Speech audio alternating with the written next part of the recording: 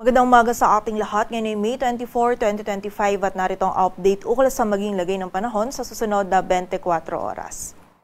Sa kasalukuyan ay wala tayong minomonitor na bagyo or low pressure area na maaari makaapekto dito sa ating bansa, ngunit ang Intertropical Convergence Zone or ITCZ ay patuloy pa rin magdudulot ng mga pag-ulan dito sa Mindanao, maging sa bahagi na rin ng Visayas at Palawan. So pag-iingat po para sa ating mga kababayan dyan sa banta pa rin ng mga pagbaha at pagguho ng lupa. Samantala, ang easterlies naman ay nakakaapekto pa rin sa nalalabing bahagi ng Luzon kung saan magdadala pa rin ito ng mainit na panahon, lalong-lalo na sa tanghali at meron pa rin tayong mararanasan ng mga biglaang pag-ulan, pagkidlat at pagkulog. Yung mga regional offices po natin ay nagpapalabas pa rin ng mga thunderstorm advisories or mga babala ukol sa mga pag-ulan na ito.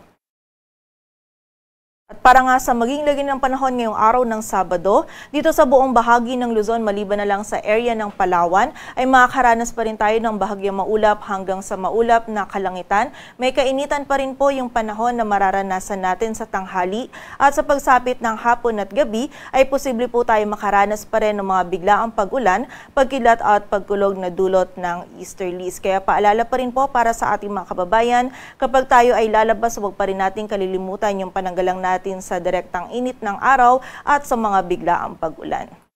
Agwat ang temperatura dito sa Metro Manila ay mula 25 to 35 degrees Celsius, sa Baguio ay 17 to 26, sa Lawag ay 25 to 34 degrees Celsius, samantala yung maximum temperature naman sa Tagaytay at Legazpi ay maaring umabot hanggang 33 degrees Celsius at sa Tuguegarao ay 38 degrees Celsius.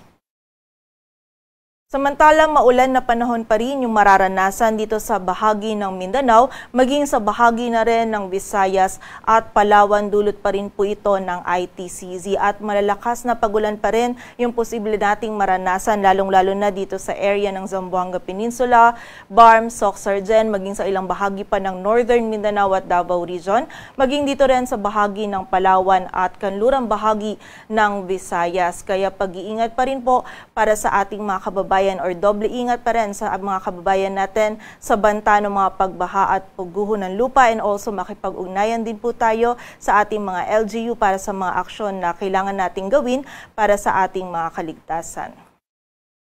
Ang maximum temperature po natin dito sa bahagi ng Puerto Princesa, Cebu, Tacloban, Zamboanga at Cagayan de Oro ay maaaring umabot hanggang 30 degrees Celsius. Samantala dito naman sa Kalayaan Islands, Iloilo, maging sa bahagi din ng Davao ay maaaring umabot hanggang 32 degrees Celsius.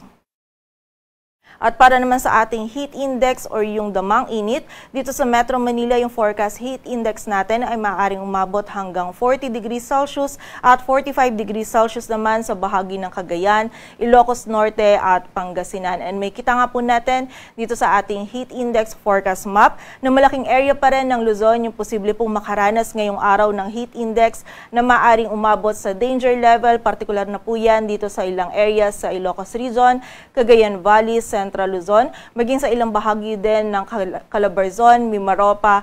at sa area din po ng Bicol Region. So muli po, pag-iingat pa rin para sa ating mga kababayan hanggat maaari limitahan pa rin po natin yung ating mga outdoor activities at kung hindi naman maiiwasan ay from time to time magpahinga po tayo and ugaliin din po natin yung pag-inom ng tubig upang maiwasan po natin yung panganib na maaring idulot ng init ng panahon sa ating kalusugan.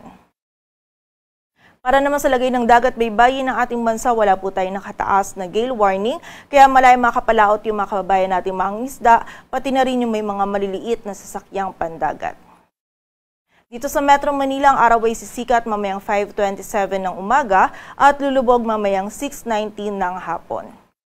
Patuloy po tayo magantabay sa updates na ipapalabas ng Pag-asa at para sa mas kompletong impormasyon, bisitahin ang aming website pag-asa.dost.gov.ph. At yan po muna ang latest dito sa Weather Forecasting Center ng Pag-asa. Grace Castañeda, magandang umaga po.